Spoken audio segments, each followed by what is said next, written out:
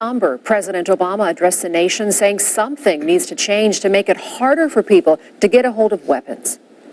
As the investigation moves forward, it's going to be important for all of us, including our legislatures, to see what we can do to make sure that when individuals decide that they want to do somebody harm, we're making it a little harder for them to do it, because right now it's just too easy.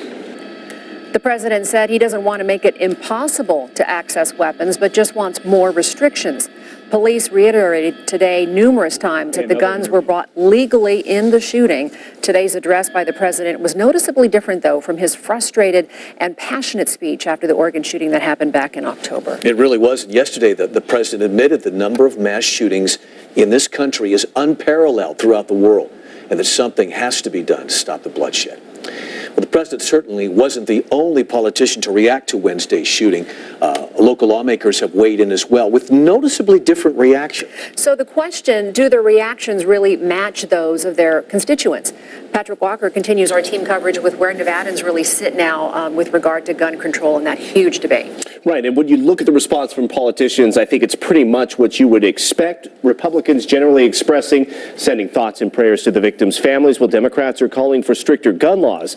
But what do your neighbors think? UNLV surveyed registered voters across the state last year on a range of issues on the 2016 ballot. One of them, universal background checks, which would require both parties in a gun sale to go to a certified dealer to have that background check done before a transaction could be completed. Survey found 80% of respondents are in favor of the initiative. Seems high, or maybe you are surprised, maybe not, but that's in line with the most recent Pew Research study, which shows 85% support universal background checks nationwide. But one statistic that stands out to the professor behind the study, conservatives in Nevada, though less than in other parts of the country, still overwhelmingly support that ballot initiative. 67% want background checks. So for them, it's, I want to be able to have a gun and carry it. On the other hand, I don't want just anybody to have it. I'd like to have background checks. And I think that's an interesting kind of thing.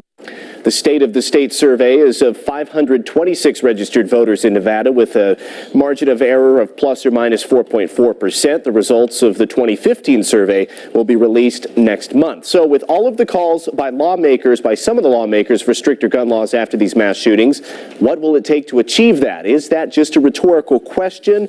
I'll have more on that coming up after football. All right, we'll see you then. Thanks, Patrick.